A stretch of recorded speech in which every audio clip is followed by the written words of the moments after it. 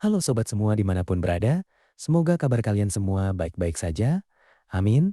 Selamat datang di channel YouTube Ayas Arta Dewa, channel yang membahas alur cerita komik kesukaan Anda yang pastinya keren, menarik dan menghibur. Agar makin semangat uploadnya, jangan lupa subscribe, like, dan share ya kawan-kawan. Udah basa-basinya, langsung ke intinya. Selamat menyaksikan, semoga terhibur. Dia ingat terakhir kali dia di sini, para master sekte ini tidak mau muncul. Beranikah mereka muncul sekarang? Pada saat ini, Ming Shi Yin merasakan dorongan untuk memukul dirinya sendiri sampai mati. Saya terlalu bersemangat. Jika seseorang menghormatiku, aku akan menghormatinya. Lu Zhou mendorong kereta terbang itu dan terbang keluar. Yang lainnya juga terbang keluar. Itu bukan pemandangan yang megah. Itu tidak sesulit yang mereka bayangkan. Namun, para murid tiga sekte menahan napas saat menatap lelaki tua itu.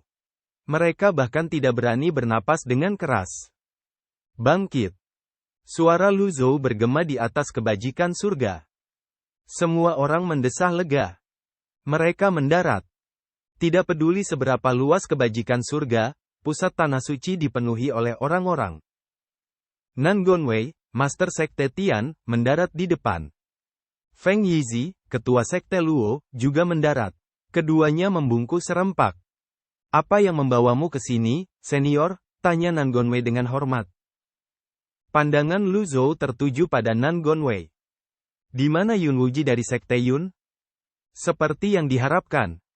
Nan Gonwei dan Feng Yizi menampakkan ekspresi gelisah di wajah mereka. Yang lainnya saling memandang dengan cemas dan mulai berdiskusi dengan suara pelan. Nan Gonwei berkata dengan ekspresi agak muram, "Senior, Sekte Langit tidak tahu apa-apa tentang apa yang terjadi pada Sekte Awan. Saya baru tahu kemudian bahwa Sekte Yun terlibat dalam pengepungan itu. Sekte Luo juga sama sekali tidak menyadari hal ini. Sekte Yun benar-benar keterlaluan, kami pasti akan memberikan penjelasan kepada Paviliun Langit Jahat untuk ini." Perselisihan internal antara Sekte Yun, Tian, dan Luo bukanlah hal baru. Sesuai dengan harapannya, segala sesuatunya akan menjadi seperti ini. Sejak awal, ketika Sekte Awan menimbulkan masalah di mana-mana, dia mampu memata-matai mereka. Bagaimana kau akan menjelaskannya? Tanya Lu Zhou dengan suara berat. Ini. Nan Gonwei dan Feng Yizi sama-sama pemimpin sekte. Posisi mereka di tiga sekte tinggi, jadi perkataan mereka berbobot. Lu Zhou bertanya tentang dua orang ini. Luo Zhongfeng Yizi membungkuk dan berkata, "Senior tua, katakan saja. Aku akan memberimu penjelasan apapun yang kau inginkan." Zuo Yushu terkejut mendengar ini. Tiga sekte tunduk dan berlutut di hadapan Paviliun Langit Jahat. Pada saat itulah seorang murid terbang dengan panik dari jauh. Wajahnya dipenuhi ketakutan, dan wajahnya dipenuhi keringat. Dua pemimpin sekte, ini buruk. Ketika murid itu mendarat, ia terjatuh ke depan karena rasa cemasnya dan jatuh ke tanah. Ekspresi Nan Gonwei menjadi gelap ketika dia berkata, "Ada apa paniknya? Apa yang begitu mendesak?" Murid itu menunjuk ke arah tanah suci Sekte Yun dan berkata, "Sekte. Pemimpin Sekte Yun akan bunuh diri. Dia akan bunuh diri." Yang lainnya berseru kaget. Para pengikut Sekte Tian dan Luo memandang ke arah Sekte Yun. Hanya anggota Paviliun Langit Jahat yang tetap tenang. Ekspresi Lu Zhou tetap tenang seolah-olah semua ini tidak ada hubungannya dengan dirinya. Zuo Yushu, di sisi lain, bahkan lebih terkejut. Ini berarti serangan Sekte Yun terhadap Paviliun Langit Jahat itu nyata. Mungkinkah Master Sekte Yun tidak mampu menahan tekanan ini? Wajah keriput Zuo Yushu berkedut. Seperti yang diharapkan, sebuah avatar muncul di dua puncak tanah suci Sekte Yun. Tubuh Dharma tingginya 9 zang. Avatar emas yang bersinar itu melipat kedua telapak tangannya. Sebuah sosok melayang di tengah avatar. Orang ini adalah pemimpin Sekte Yun, Yun Wuji. Gelombang suara menyapu ke arah mereka. Yun Wuji telah mengecewakan sang patriark. Dia tahu bahwa dia telah melakukan kejahatan keji dan hanya bisa menebusnya dengan nyawanya. Dia terkekeh. Petik 2.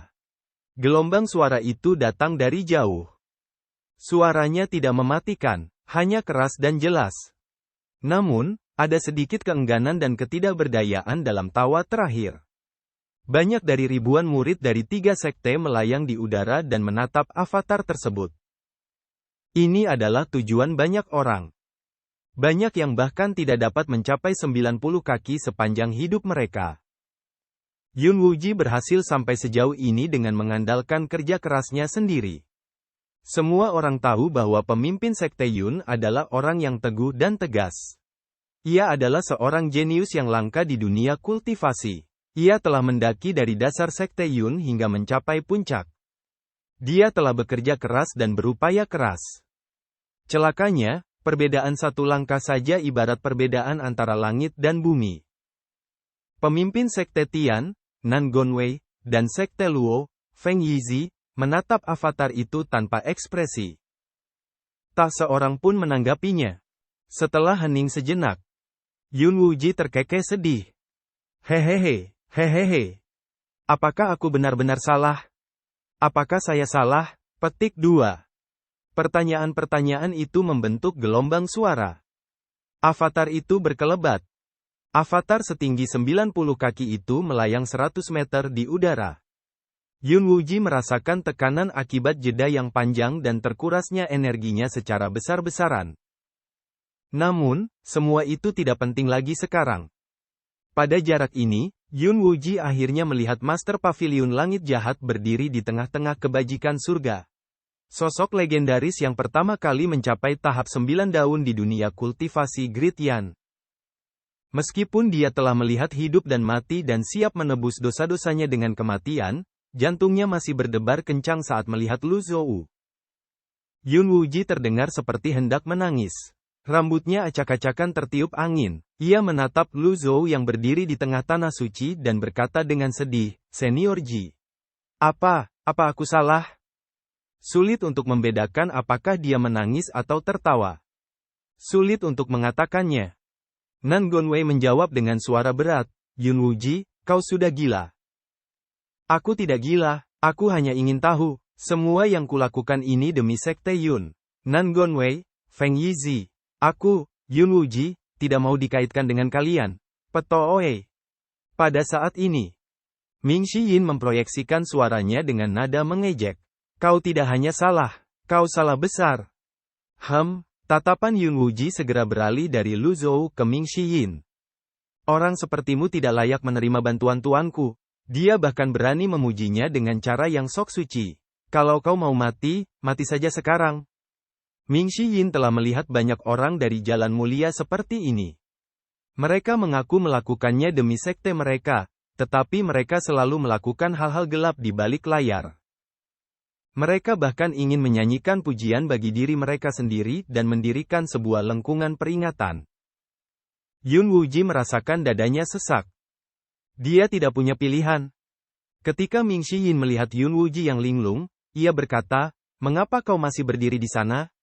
Para murid 3 sekte sedang menunggu untuk melihatmu bunuh diri. Matilah sekarang juga."